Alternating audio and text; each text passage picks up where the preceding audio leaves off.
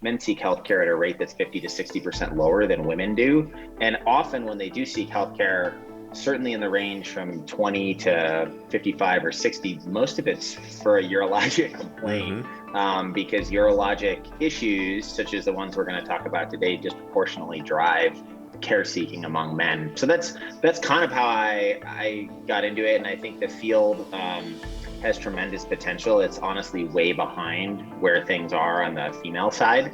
And I think I think improving the health of men can make a huge difference for the health of sort of them and their families too.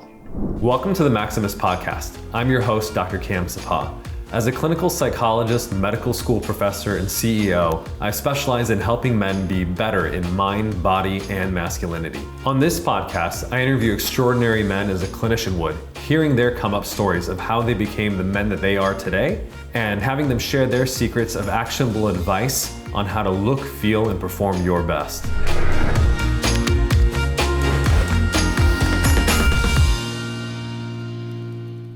All right, welcome everyone to Maximus Podcast. I'm really excited to have our guest for today, Dr. Jim Hotaling, who is a fellowship-trained urologist specializing in male infertility and men's health. He completed his undergraduate work at Dartmouth, graduating magna cum laude with a double major in history and biophysical chemistry, then went on to Duke for medical school and completed a 6-year residency at the University of Washington, where he trained with one of the world's top penile reconstructive surgeons in the world, Dr. Hunter Wessels, and he has had extensive training in erectile dysfunction, Peyronie's, and male infertility, and did an additional year of training under Dr. Craig Niederberger at the University of Illinois, Chicago, focusing on male infertility and men's health.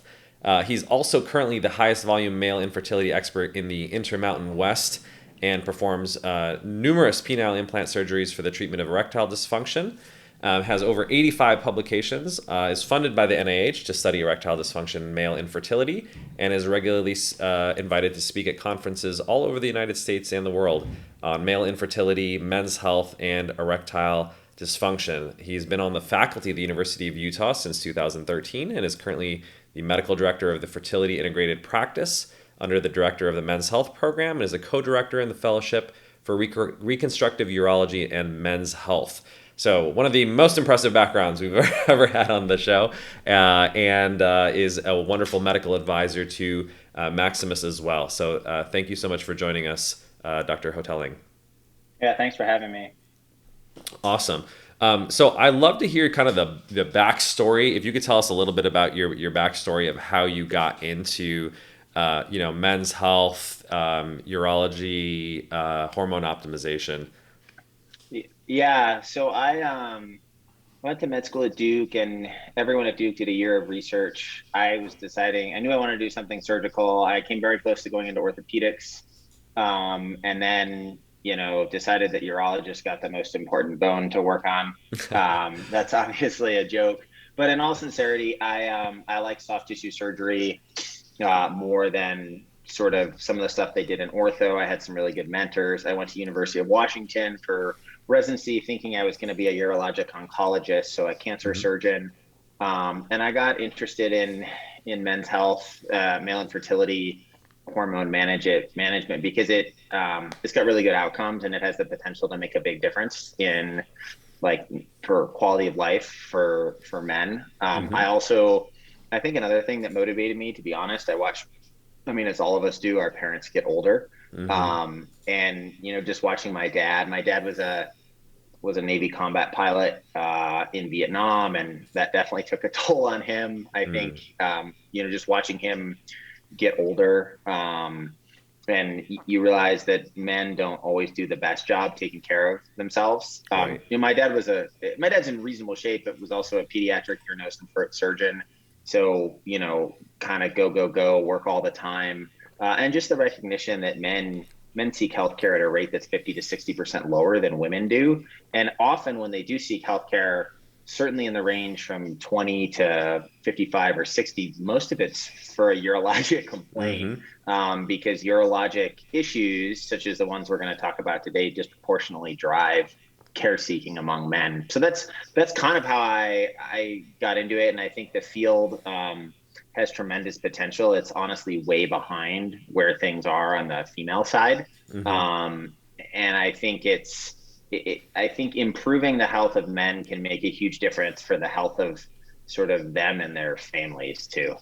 Yeah, absolutely. We had one of our other advisors, Dr. Eugene Shippen, on the show last week, and he was just talking about the state of medical education, and how unfortunately there's not a lot of education given to sort of men's health and especially like hormone issues.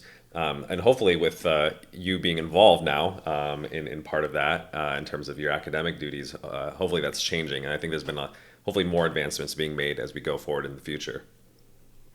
Yeah, I think there are. I mean, it's definitely better. I mean, it's kind of interesting. It's one of the few areas where there's effectively like reverse gender discrimination in medicine. If Hmm. you think about it, I mean, a good example of that is, on the erectile dysfunction side, if a woman has to have surgery for breast cancer, basically 100% of the time, insurance will cover the reconstruction Hmm. from that. If a man has surgery from prostate cancer, the majority of the time, a private insurance company will not cover, Wow. a lot of the treatment for his erectile dysfunction, including surgical treatment, leaving him to spend, 10, 15, $20,000 out of pocket to get it treated. It's also interesting. I think some of it has to deal with sort of the pedagogy and the way we've broken down medicine. I mean, you have Hmm. OBGYN, that's exclusively geared towards taking care of women, and they Hmm. they end up providing some primary care there. And in men's health, it's kind of this mixture between, primary care, urology, endocrinology, and honestly, a lot of, unfortunately, I think, Maximus is not like this, or I wouldn't be on Hmm. this podcast, but a lot of Sure. companies that have kind of leveraged men's inability to take care of themselves for profit, Right. to be honest. Yeah, and since you brought it up too, I'd love to hear, why you decided you obviously can work with a lot of companies and have probably worked with some other ones, but why you decided to get involved with Maximus. Yeah, I mean, to be honest, I think it was really the holistic approach and a goal of treating not just, oh, we're gonna bump your testosterone to sky high levels and you're gonna Right. feel great and all about just this, kind of recurring revenue without a lot of data. Because the problem with testosterone is that anyone you put on testosterone will feel better. That Right. doesn't mean everybody should be on testosterone. And I think Maximus did a couple things. I think part of it was like your background coming in, through with psychology training, Right. and thinking about a holistic way to sort of approach men and behavior change. I think that's one component. I think another component is like actually offering something that's fertility friendly, where, Mm. a lot of men have no idea that testosterone has actually been trialed as male birth control and Hmm. is quite effective, although not effective enough to actually, be used for that purpose. So it was offering that. And then additionally, it was kind of I guess it was sort of the behavior change components of it, if that makes sense, that it was Hmm. more than just, oh, we'll give you this pill and you'll magically feel better. And honestly, in our practice as urologists, we're so busy, we don't have the time to really do a great job, of a lot of that. And I think it lends itself really well to some of the, infrastructure that, you guys have built. Right. Yeah. And no, ironically, I feel like I spent a lot of my sort of clinical practice working very closely with endocrinologists because I spent a lot of times in the diabetes field working with them, and it was a similar thing. They don't have time to do lifestyle counseling, and so they'd often pass them along to me. The treatment non-compliant patients, the ones that were really struggling, had double-digit A1C levels, and we'd do intensive sort of behavioral diabetes management. That essentially became the impetus to Omada Health, a company that I helped start, that provided online diabetes prevention programs, which is all behavior change in terms of diet, exercise, etc.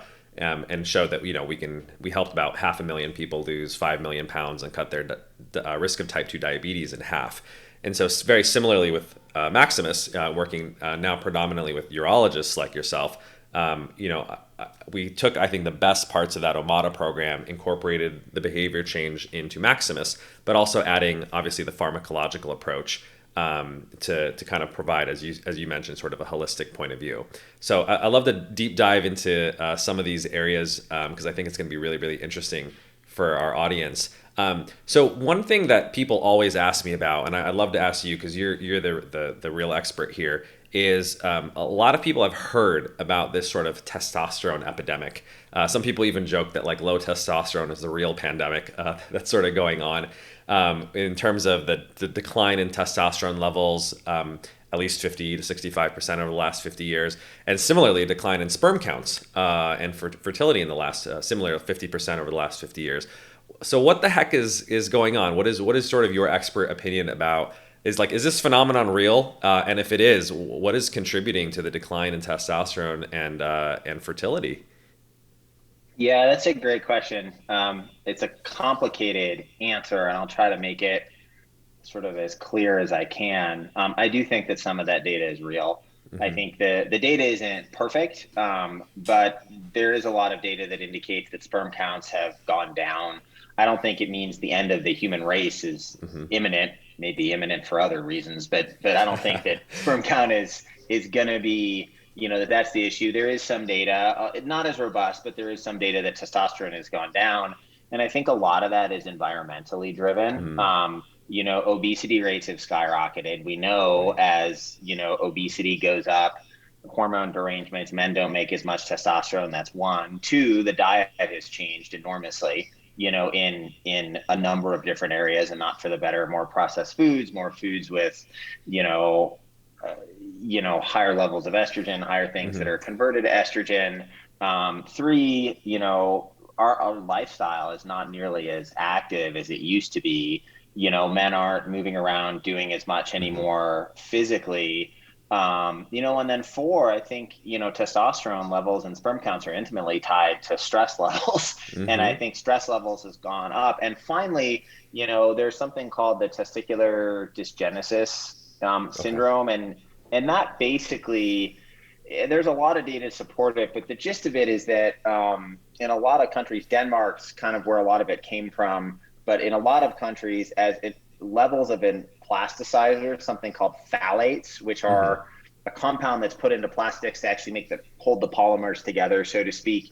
That Mm. as those levels and PBAs and a number of different synthetic compounds accumulate in our environment and in our body, the rates of infertility go up, the rates of testicular cancer go up, and the rates of urologic abnormalities go up as well. And obviously, the correlate to that would be, testosterone, going down, sperm counts going down. So I think that is, those things are real. Now, I think the other component of it is that if you look at testosterone, the low T campaign, it's the most Hmm. successful medical marketing campaign in history. I Mm. mean, it is literally taught at Harvard Business School as it took testosterone from being $100 million a year business in 2000 to clearing, 3 or 4 billion. Most of it, and we have them here, they're all over the place. There's a lot of clinics that, like the clinic here, there's a nurse practitioner in the clinic, and the medical director of the clinic is a gynecologist in Hmm. Honolulu, like literally. Mm. Not, and it's, kind of trying to monetize that. I do Right. think though there is data to document there are decreases, but I don't think that necessarily the average individual has the sort of full story, so to Sure. speak. Totally. Let's unpack because I think you got a lot of good information there. Unpack some of the things that you talked about. So you mentioned specifically obesity. You mentioned the poor diets in terms of ultra processed food, the increase in sedentariness amongst the modern population. So if you are, let's say, working with a patient and you do have the time to do a little bit of lifestyle counseling, what are some of the recommendations that you tell your patients in order to ameliorate those areas and at least increase their levels to where they should be? Yeah, I try to keep it really simple. And I do Hmm. actually tell my patients this. It's just, as you know, probably better than I do, behavior change is hard and Yeah. requires like a lot of Right. interventions and trying and failing and trying and failing and then finally being successful. But what I'll tell them is try to eat like, whole foods. Don't eat a lot of these processed foods. I Hmm. mean, don't eat anything that your grandmother wouldn't recognize as food. It's a You great rule. know, you know, fruits, vegetables, meats, dairy, that kind of stuff. So that's the first thing I tell them. Try to get their BMI under 25 if they Hmm. can. The other thing I tell them is to exercise, particularly anaerobic exercise, Mm. weightlifting, Yep. or if you're gonna do cardio stuff, go walk up a steep hill, or high interval intensity training, something that's actually going to build muscle mass, Hmm. because that's going to release human growth hormone. And I mean, the testosterone levels change like second to second. I mean, it's all Yep. pulsatile secretion. So I'll tell them that. Then the other thing I say is get off all the, diet soda, energy drinks, all of that. Try to get back to drinking water or something Mm. that resembles it. And then also just cut out, don't use, recreational drugs. And if you do Right. drink, the literature that we have would say try to keep that to less than about 4 drinks a week is optimal Mm. for sperm production, which is probably also roughly, that would correlate to testosterone. Those are the big things. And then if they're a fertility patient, I also tell them not to spend any time in hot tubs or saunas. Yeah. The testicles are outside the body because they're 4 degrees centigrade cooler than the rest of the body. So that wet heat heats things up and causes problems with sperm production for sure. Probably causes problems with testosterone production too, although I don't have as good data for that. That's such a great point because I think there's a lot of these sort of health gurus, Rhonda Patrick, out there that are heavily promoting sauna and hot tub use. I think they're thinking about it from a longevity or lifespan perspective, and I'm a much Mm, bigger advocate of health span, which is the number of years of quality of life. And so I'm like, if you're mm, thinking about your hormones and your fertility, yeah, you probably want to at least be mindful about the amount of use of those things. mm. So I think those are some really great lifestyle tips for our listeners. Let's also unpack what you said about, in your opinion, sort of the primary cause of this is environmental, which I think a lot of other experts agree. In terms of how do we get away from these phthalates, BPA, sort of these xenostrogens that we're bombarded with, because it's like hard to run away from all the plastics. Yeah, it is really hard. I mean, to be honest, it's totally ubiquitous in our environment. One Hmm. example is something simple you can do. One of the highest sources of BPA you're exposed to is receipt paper. Mm. I mean, which a lot of people don't realize, right? So if you're handling the Yep. little blue or black printer, that's super rich in BPA. I think things that you can do, or try to minimize the amount of, especially microwaving stuff in plastic, which I have to admit, I'm guilty of it. I mean, we're all probably guilty Right. of at times, what you're drinking out of, those kind of things. And also just a lot of work exposures. I have a lot of patients who are, for example, I live in Utah, so a lot of patients are Hmm. in the oil and gas industry or things like that. I mean, a lot of men are exposed to a number of things, through their work. Right. So I think minimizing that, and what I tell patients sounds kind of silly, but I'm just like try to spend as much time as you can outside, Mm. being outdoors, not indoors. But those are all some simple steps you can take. I think also depending on where you live, you need to be concerned about things like radon. It Mm. sounds dumb, but get your house tested for radon. Radon's a huge problem Interesting. in Utah. And there's some data linking it to fertility. There's a lot of data linking it to lung cancer. Yeah. Um, but a lot of people just don't think about most of this stuff. Right.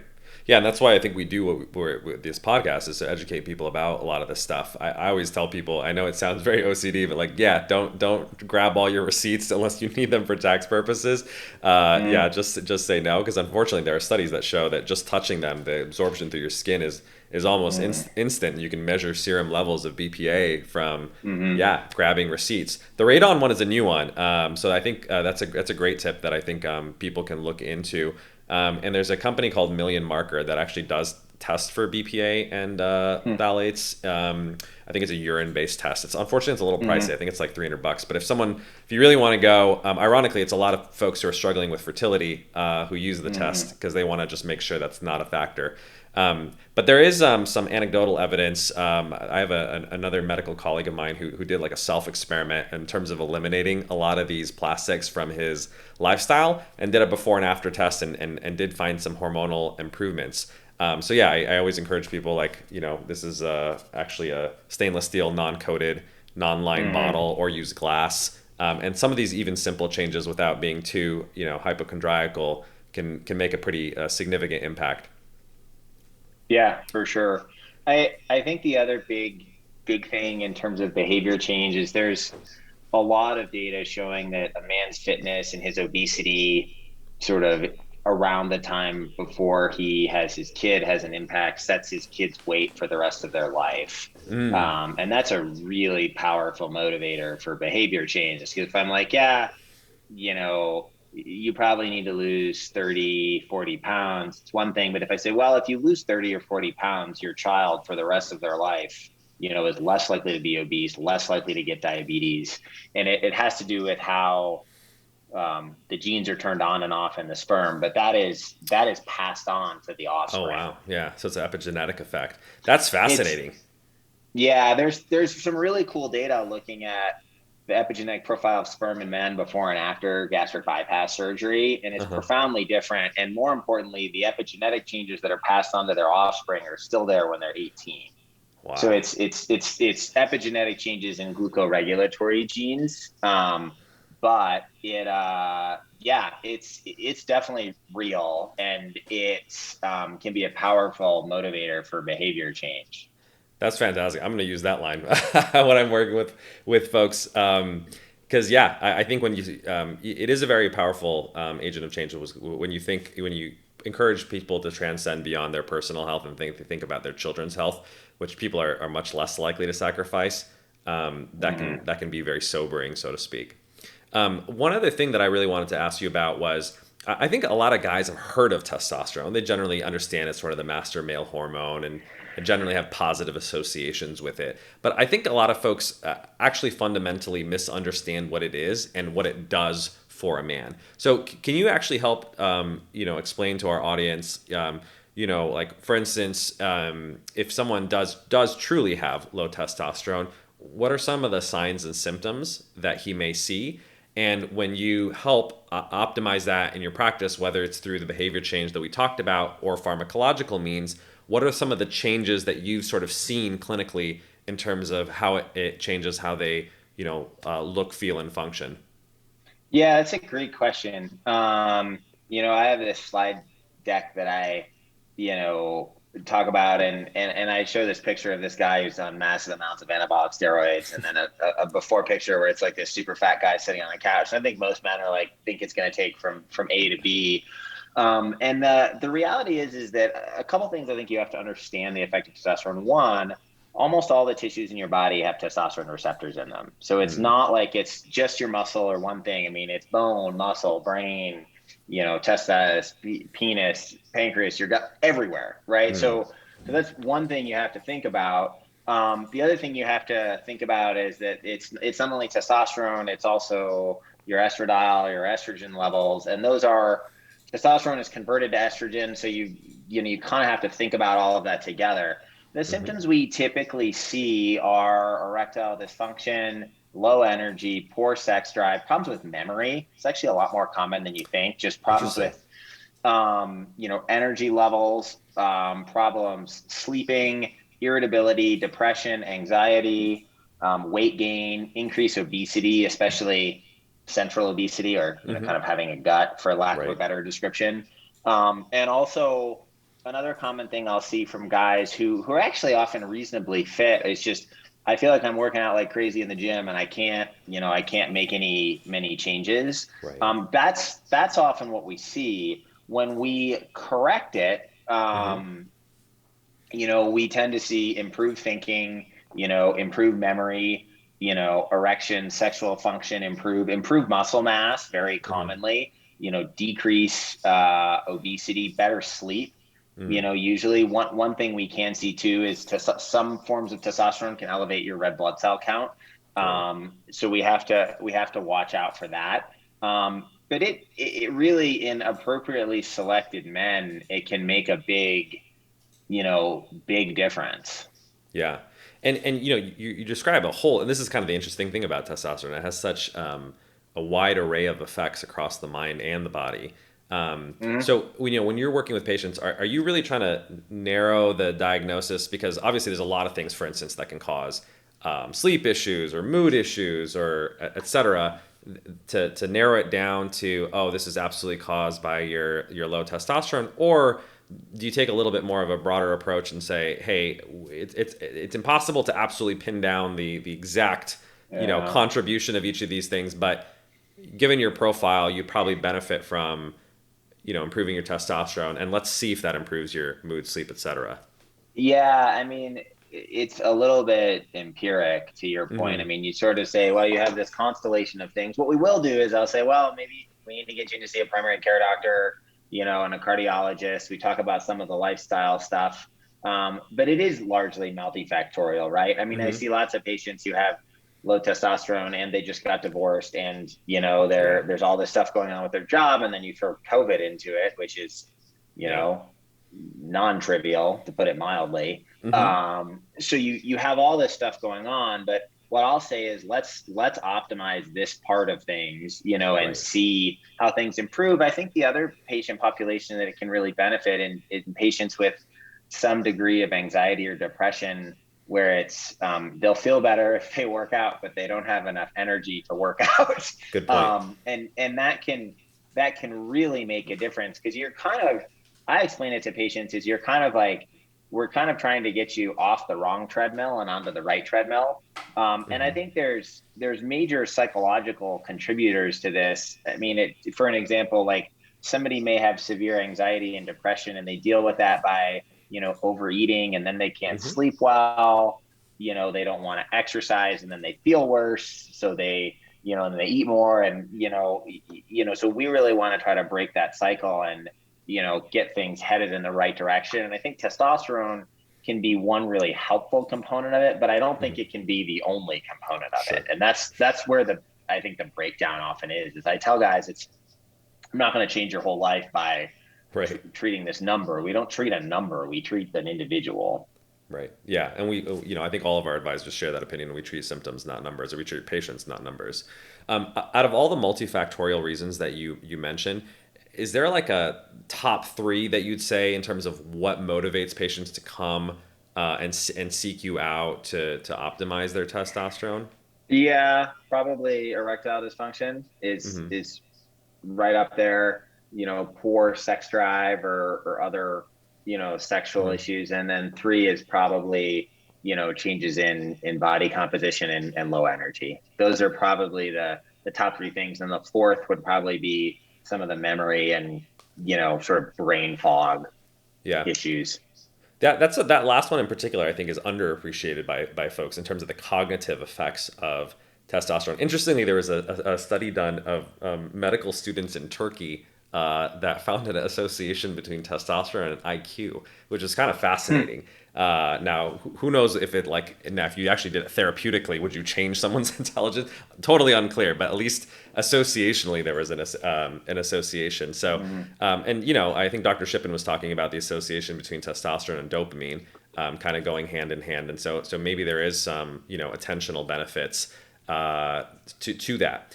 You mentioned the first two as kind of being erectile dysfunction and like a libido or sexual drive. I think a lot of people are familiar with, obviously, if you have ED, you can take a PDE5 inhibitor, a Viagra or Cialis, so to speak, and improve blood flow and erections. I think people are less maybe familiar with taking a different approach in terms of a more hormonal approach to increasing testosterone. Tell us about why that's different than taking an ED drug if you're having those kinds of issues. Yeah. I mean, the ED drug is just a band-aid, right? I mean, Mm, it's not gonna really, you're not fixing the underlying vascular pathophysiology or hormonal issues that are driving you to have ED. And ED, truthfully, is multifactorial, right? And mm-hmm. you know, 50% of the population by age 50 has ED. So it's Wow. not rare.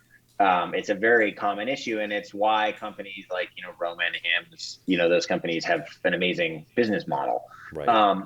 But um, treating the hormones well, first of all, there's not a magic pill other than it fixing your hormones if they're abnormal that I can give someone to like increase their libido.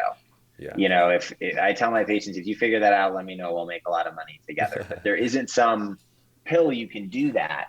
Optimizing testosterone can improve the sort of vascular microenvironment of the penis and allow you Mm, to get, better erections on your own. And it can, the way I describe it to patients is that like men historically are meant to like reproduce and die by reproduce like at age 20 to 25 and then not live that. I mean, fair evolutionarily, enough. Yeah. that's kind of what we're programmed for.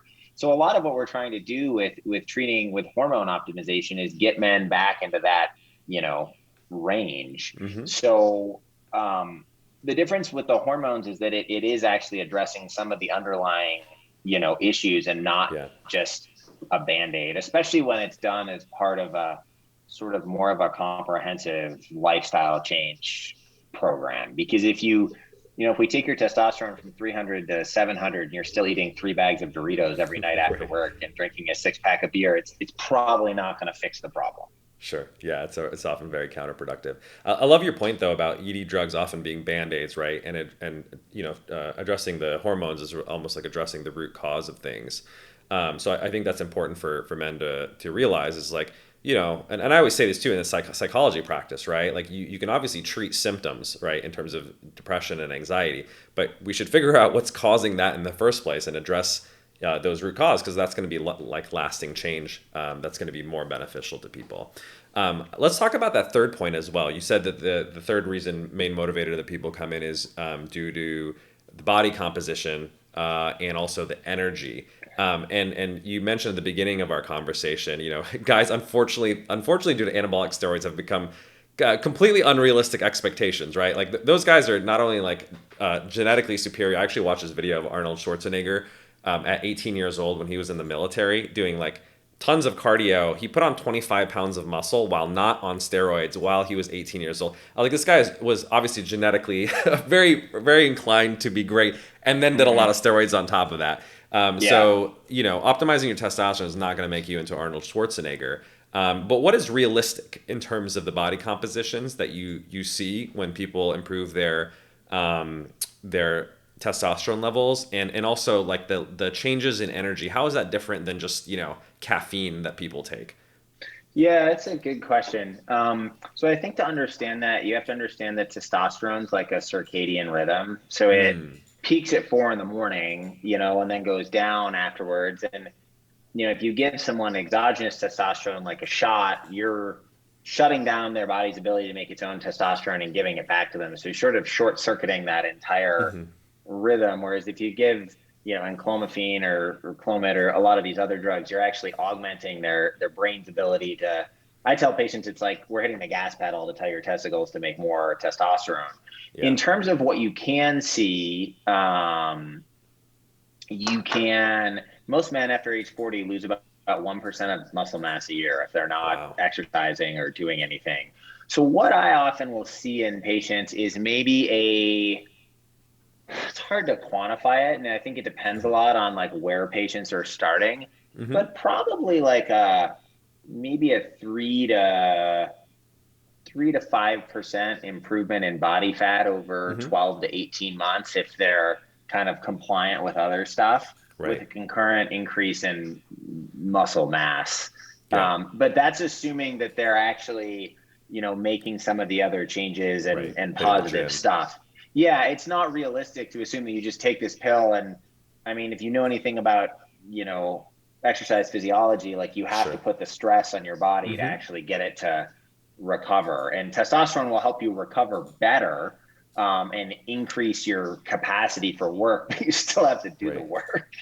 Absolutely, yeah. So it's not a magic pill, and I think I've in fact seen the studies on, um, I think it was TRT, and they had them uh, placebo group compared to TRT compared to TRT plus exercise, and the TRT group actually did gain muscle sitting on the couch and not doing anything, Mm. but nowhere near as much as when they combine it with exercise.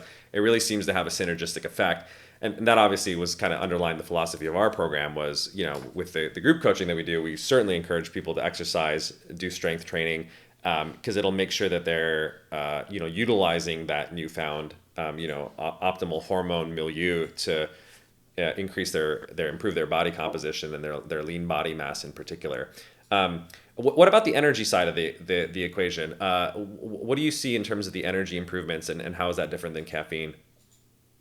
Yeah, we see that patients sleep better is one of the most Mm, common things we hear. I mean, it's and the problem with caffeine is you're awake when you take it, but then it can right. cause problems sleeping. So I think patients usually have better sleeping, sleep through the night better, especially in some of my more anxious patients. One of the symptoms of that can be they're getting up really early because Yep. their circadian rhythms are altered. That improves, and they have a lot of the patients say they have a much better, like higher and more steady energy level. It's not, Hmm. up and down like it might be with caffeine.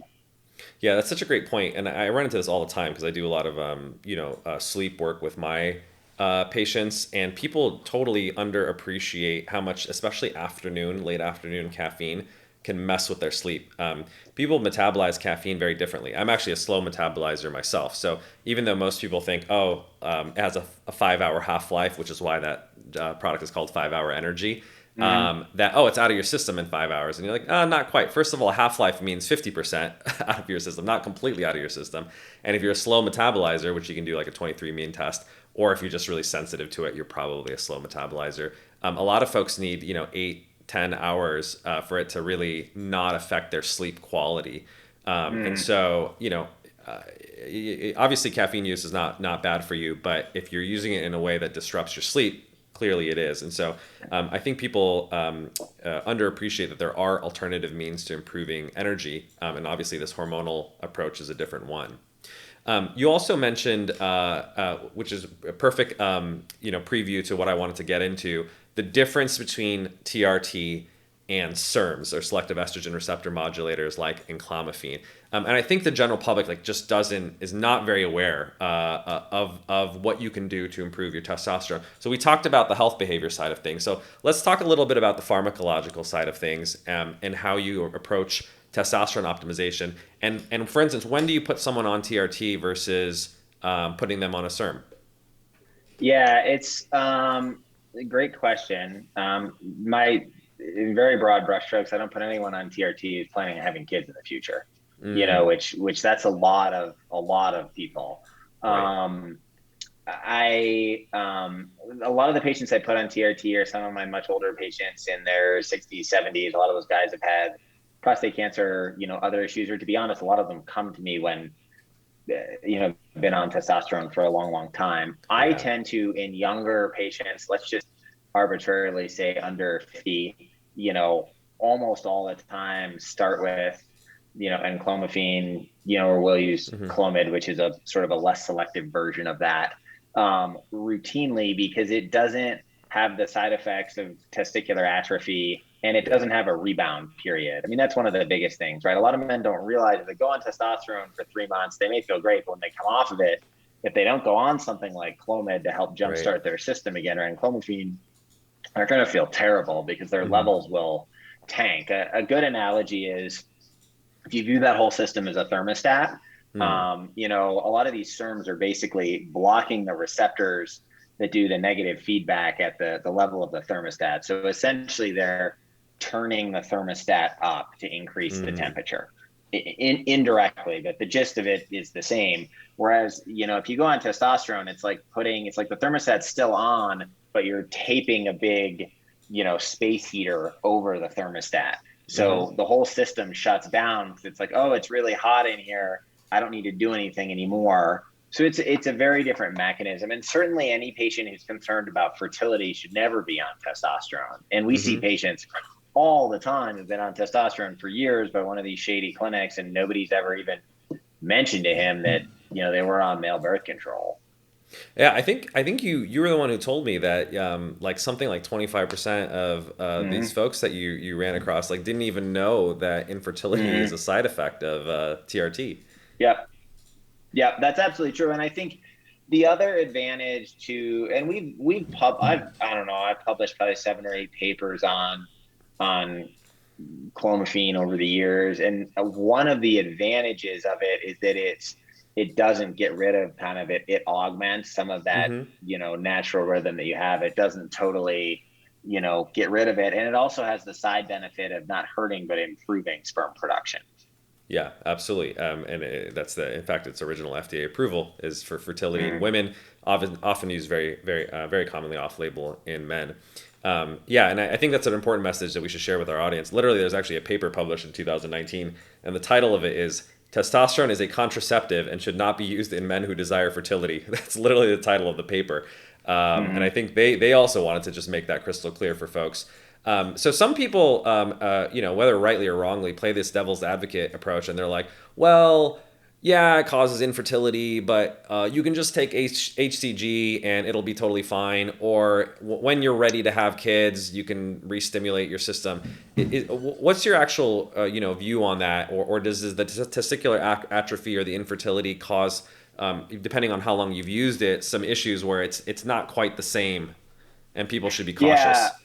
I mean, I think those people, I think that's kind of an idiotic way to think about it personally. I mean, if you think about the way things work, you have hypothalamus, pituitary, then you have LH, which drives testosterone production, and you have FSH, which drives sperm production. Hmm. So, what a lot of these clinics will do is either keep people on testosterone or stop testosterone and add HCG. So, HCG will augment the LH, so it will drive up their testosterone production. It will not drive up their FSH, right, which is their Mm-hmm. sperm production, first of all. Something like Enclomiphene will, because Yeah. it's driving up both those hormones due to blocking the estrogen receptors at the level of the pituitary. So I think it's crazy to tell patients Mm. like that. On average, if you look at patients who take testosterone after 18 months, 90% of them will have recovered sort of normal sperm production. But Mm-hmm. in a most of the patients we see in the fertility world have delayed childbearing. So the Mm-hmm. woman might be 37, 38, 39, and Right. the fertility differences between a 39-year-old and a 41-year-old are quite significant. Mm. So you don't want to take that time. And if someone comes off testosterone, we can put them back on, Clomid and Clomiphene, and usually get sperm to recover in somewhere between 3 and 9 months. So we can Mm-hmm. decrease that time, but I think that's absolutely crazy to do that. I Yeah. don't think it makes any sense, especially when there's not, amazing data that testosterone is going to make you feel that if your testosterone is 200 and you get it to 600 with testosterone, that you're going to feel different than if you get it to 600 with clomiphene. Yeah, that's a great point. And it's interesting in your practice, you mentioned almost as a default for guys under 50, you prefer not to take the TRT approach unless it's absolutely indicated, or if they still want to maintain their fertility. I'm curious your point of view. Why are SERMs given that they maintain testicular size? In fact, there's a paper a poster presentation at a urology conference that shows that increases testicular volume at higher dosages. And can maintain or even increase fertility as well due to the FSH effect that you mentioned. Why are they not as commonly used versus TRT, or at least the general public either doesn't know about it or has or maybe an unfairly negative view of SERMs for testosterone optimization? Yeah, I think it's two things. One, testosterone, clomiphene, as you mentioned before, it's an off-label use to use it in Mm. men. It's used all the time. I have thousands of patients who have put on it, done well. It's very well tolerated. But our testosterone obviously is FDA approved to use in men. Also, there's like a lot of new formulations of testosterone that have come out in Hmm. the last 5 years. And those are heavily marketed by pharmaceutical companies. And there is kind of a halo effect there when, people are seeing testosterone and hearing about it. Whereas, there's not a pharmaceutical company, out Right. marketing because it's a generic drug and they can't make any money on Right. it.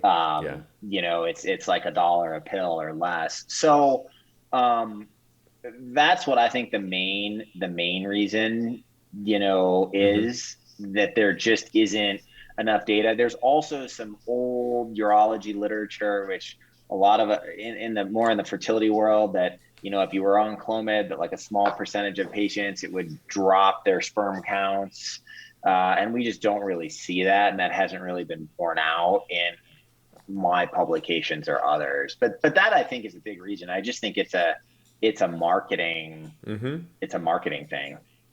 Yeah, it's been fascinating. Like we started, advertising our services, and I think that's been the interesting feedback, even on the Facebook ads. People are like, "Oh, TRT is the only thing that works. Oh, Clomid doesn't work." And it's interesting to me, like, why people have come to that point of view. Because when I talk to actual clinicians or scientists, they don't share that view at all. But to Mhm. your point, people are highly influenced by marketing, and so hopefully we can market it and help dispel that myth, but in an evidence based way. So on that note, can you educate our audience actually about enclomiphene and how it's different from clomiphene or brand name Clomid? Yeah, it's basically drug clomiphene is two isomers, Hmm. and there's one isomer that's more effective and thought to be responsible for most of the good effects, and there's the other isomer is thought to be, responsible for some of the negative side effects. And, Right. and clomiphene is essentially the isomer that's more potent and more positive is a way to remember it. So Clomid has both isomers, whereas this is basically, and it's the same, the way I describe it to patients, it's the same drug. It's just that if you looked at it, a version of this one and the other one in the mirror, you couldn't actually, Hmm. fully superimpose them because something's just rotated slightly, but the chemical compound is actually the same. Right. Yeah, and I think this is, unless you've taken chemistry, hard for most people to understand. But Clomid or clomiphene is 62% enclomiphene, 38% zooclomiphene, and so two-thirds of it, and so it's almost like a dosage equivalent, like the 6.25 milligram dosage, which we start most of our patients on, is about equivalent to 10 milligrams of Clomid. But the interesting thing is it seems to have very different effects over time because these two isomers have totally different half-lives. The half-life of zooclomiphene, the kind of the more estrogenic agonist isomer that has responsible for the side effects, actually builds up in the system over time due to its very long half-life, while enclomiphene is a very short half-life and it doesn't accumulate. So I think that's why a lot of folks, when they feel often really good when they first start taking Clomid, and that tends to change a little bit over time as the zooclomiphene isomer essentially builds up in the system. And even though it's theoretically 38% of the drug, in terms of the serum saturation levels over the course of many months, it really becomes 90% of what's in your system versus enclomiphene stays kind of low. And so I think it's actually a very smart pharmacological approach that Repros, who originally purified Clomid, Mm. was trying to make sure that it's the enclomiphene, which is mostly responsible for the effects, is the isomer that's actually in your system and building up over time. Yeah. Um, and in your experience, when people take whether it's enclomiphene or Clomid, what are some of the benefits that they see in terms of that, and what are common side effects? How common are they versus how rare are Yeah. they? Yeah, so we published on this, and this is just with Clomid, is that Okay, 96% of our patients like didn't have negative side effects. that's great. Yeah, actually it was 94, but pretty close. So 94% didn't, 6% did. When they did have negative side effects, it was sometimes irritability, fluid retention. One in 5,000 patients from Clomid can get some vision changes that Hmm. are reversible if you stop the drug. Those were the most common ones. We classically worry about elevated red blood cell counts with Hmm. testosterone. We found that Clomid has a much safer profile for that. Mm, We found almost nobody, who actually had that. In terms of the positive effects, it's very similar to testosterone, yeah. better energy, better sex drive, better muscle mass, and I will tell you anecdotally, we do see, because we use clomiphene, Right. or Clomid, we do see that anecdotally some of those effects are better. The positive effects are better initially, and then, Yeah. they don't always stay there, which, maybe we should be switching to, enclomiphene.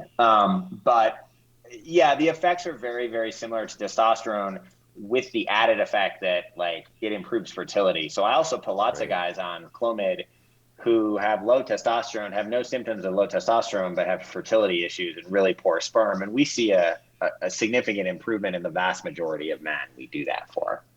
Yeah, and I think it's important for guys too. A lot of guys are like, "Well, I'm not trying to get anyone pregnant," in the near future. And even if that's the case, I do think it creeps up on you. Life changes, and you may in the next couple of years Mhm. change your mind, meet someone that you do want to do that with. Because I think that same ironically thing happens with women. They're often not thinking about that until often it's too late, and they run into advanced maternal age issues with their own fertility. So I think it's an underappreciated thing, and men shouldn't sort of take their fertility, for granted. But it's really great to hear that your publication on Clomid, relatively rare side effects. Yeah, because I think people commonly ask us like, is there a risk with the stuff that we use in terms of blood clots, prostate cancer, and also is it going to exacerbate my hair loss? So when patients ask you those questions, what's your reply? Yeah, so we looked at a big database, like of 160 million people, Wow.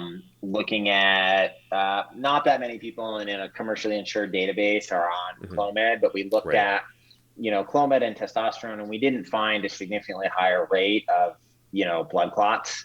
Hmm. Which is really what you worry about. When you're worried about like elevated red blood cell count, what you're really worried about is like, blood clots and that kind of stuff. Right. And we actually, with Clomid, it's pretty rare for us to, the data basically breaks out if the hematocrit gets above 54, you are Hmm. at somewhat of an elevated risk of stroke. And we're at altitude in Utah. So we're Right. all have higher crits. The average crit here is in Hmm. the 40s versus like, in the 30s and like at sea level. So, we monitor that. So from what we've seen, that appears to be very, very safe. In Hmm. terms of the whole risk of prostate cancer, most of us don't really believe that anymore. There's even some Mm. data that men with higher testosterone levels have a lower risk of prostate cancer. Interesting. And we used to sort of say, oh, if you've had prostate cancer, we can never put you on testosterone. We do that all the time Hmm. now. In patients who have had definitive surgery for prostate cancer and you know have normal PSA testing. I Hmm. don't even test PSA levels on men, under 50, even if Hmm. they're on Clomid anymore. So those things I think are pretty rare. I think it's Yeah. generally very, very safe. Are there any contraindications to using enclomiphene or clomiphene? So, like for instance, history of prostate cancer would not necessarily be exclusion criteria. No, not if the prostate cancer is like treated. And what we use is sort of after you've treated, if you've taken the prostate out, you can follow the PSA, right? The PSA should be undetectable if the Yeah. prostate cancer isn't there. So here we use if they've had, three negative PSA tests, we'll put a lot of those guys on testosterone or Mhm. Clomid and not worry about it. Yeah. Makes sense. Are there any other, like common exclusion criteria, or how do we know it's not right Not for them? I think we found in patients with a BMI over 30 that if you start them on Hmm.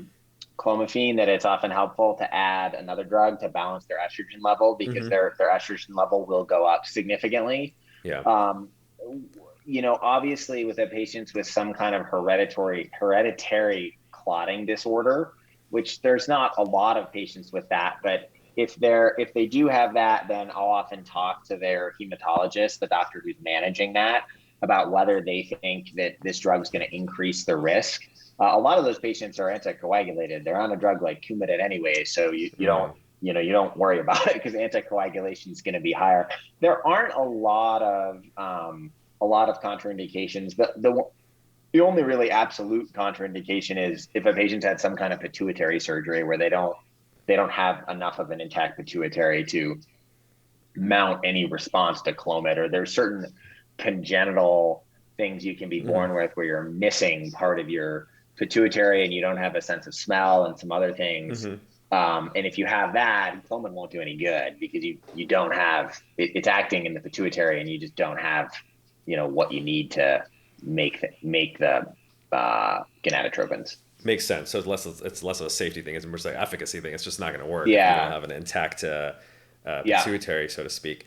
Yeah, very, very fascinating. And then what about the hair loss question? People, because that's probably the most common question we get. They're like, "Oh, if I increase yeah. my testosterone, all my hair is going to fall out." Well, hair loss is a common problem among men. and even some women. It can be an issue. We don't see it all the time anecdotally. I've never really done a huge study on it, and maybe I should. I haven't, in my experience, had many patients who end up coming off of clomiphene because they're like, all my hair is falling out. Mm, I think if you look at clomiphene versus testosterone, I think testosterone is going to have a higher risk of that right. than clomiphene. And I don't know this, but I would suspect that if you studied it, Enclomiphene would probably be safer than Clomid in terms of that. I mean, it's always possible. And Right. the problem we run into is some people like also put patients on Propecia or a low dose of Mhm. finasteride to protect the hair follicles, but that medicine is not good for fertility. So Mm. in my patient population, if they're really worried about it, I'll just say, well, like, what's more important to you, like your hair or having a baby? Right, You right. pick. Yeah, that's a good point. And the studies that have actually looked at TRT versus enclomiphene found that TRT significantly increases DHT, and so the DHT to T ratio significantly increases. And interestingly, with enclomiphene, the DHT to T ratio does not increase. So it doesn't seem to increase DHT as much. Where if you even believe in the Mm-hmm. first place that DHT is the major contributor to Mm-hmm. the exacerbation of androgenic alopecia, it seems to be a much more hair safe or hair friendly. Although it's even questionable if DHT is the major driver of it, in the first place. It's probably multifactorial in a lot of ways. But yeah, it should at least in theory be a lot safer on hair. One other question I did want to ask you is I do run across a lot of people when they hear about what we're doing at Maximus, they start mentioning anecdotally that they're taking some T boosting or testosterone support supplement with all kinds of herbs, minerals, vitamins. I'm sure you run across some folks in your practice who ask you the same thing. What do you typically tell them about these kinds of things? They're all crap. There's no data to support efficacy. There's even some data that taking DHEA can actually hurt your fertility. Right. I'll use the analogy of they did the same. We did a study for looking at like online supplements to help erectile function, and the only Hmm. ones that were effective actually had Viagra in them, Hilarious. like illegally. So I, Yeah. yeah, I have not seen, and if you have, please let me know about it. But I have not seen any convincing data that any of these supplements can really boost testosterone. Yeah, I haven't either, and I've actually reviewed the literature on them. There's some of them that show a statistically significant effect, but it's not a clinically meaningful improvement. It's like a 14.7% improvement with ashwagandha, which is meaningless in terms of how people are going to feel versus 100% improvement, which you see with the pharmacological measures. So yeah, I think it's an important message to share with our audience as well. Awesome. We're running up on time, but Dr. Hotaling, this has been an incredibly educational tour de force. You have such a wealth of experience, both clinically and also in terms of the many, many papers that you've published. So I think the people who are listening benefit a lot from your sharing of your clinical and scientific wisdom. So thank you so much for joining us today. Yeah, thanks for having me.